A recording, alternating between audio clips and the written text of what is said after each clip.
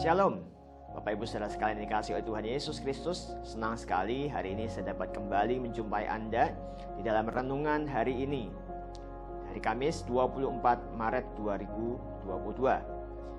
Mari kita sama-sama belajar kebenaran firman Tuhan dengan tema apakah yang kamu cari? Nas kita terambil dari Yohanes pasal 1 ayat 37 sampai kepada 39.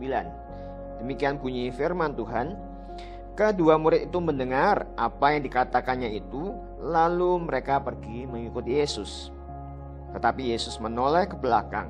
Ia melihat bahwa mereka mengikut Dia, lalu berkata kepada mereka, "Apakah yang kamu cari?"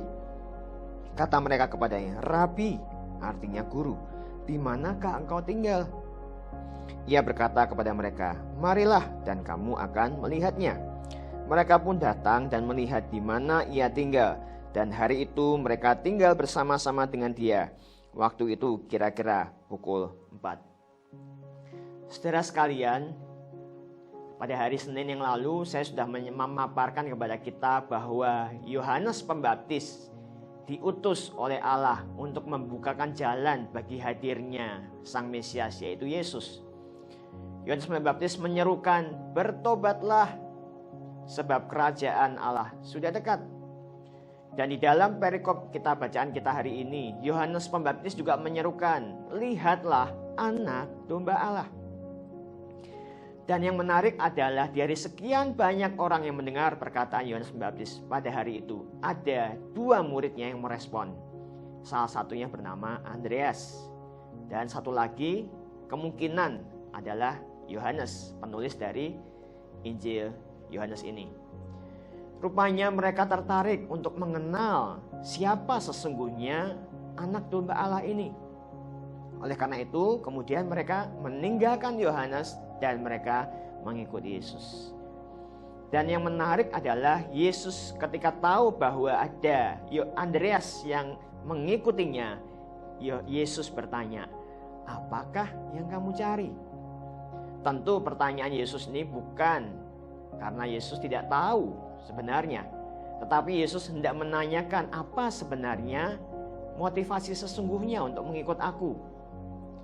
Kita tahu bahwa orang-orang Yahudi waktu itu menantikan kehadiran Mesias sebagai pemimpin yang akan membebaskan mereka dari penjajahan. Secara politik, mereka menantikan kapan mereka akan terbebas dari penjajahan Roma. Dan yang menarik sekali adalah Andreas dan rekannya berkata, "Guru, di manakah engkau tinggal?" Tentu di sini bukan berarti Andreas menanyakan alamat Tuhan Yesus. Seperti halnya kita lihat banyak Gojek online atau apapun menanyakan alamat, tentu tidak. Tetapi mereka ingin mengenal pribadi Yesus dengan mereka ingin pergi ke rumah Yesus dan tinggal bersama dengan Yesus. Dan sungguh-sungguh Yesus mengajak mereka untuk tinggal bersama-sama dengan Dia. Yesus berkata, marilah dan kamu akan melihatnya." Dan pada malam itu Andreas dan satu rekannya Yohanes berjumpa dengan Yesus, dan dia dibawa kepada pengenalan siapa sesungguhnya pribadi Mesias. Bapak Ibu Saudara sekalian dikasihi oleh Tuhan, ketika Yesus juga bertanya kepada kita, "Apakah yang kamu cari?"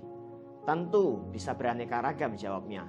Kita bisa mencari kebahagiaan, kita bisa mencari kekayaan, kita bisa mencari kesuksesan atau apapun juga.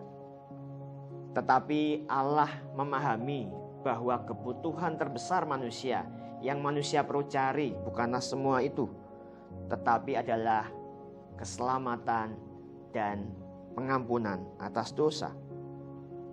Itulah sebenarnya yang perlu kita cari di dalam hidup ini.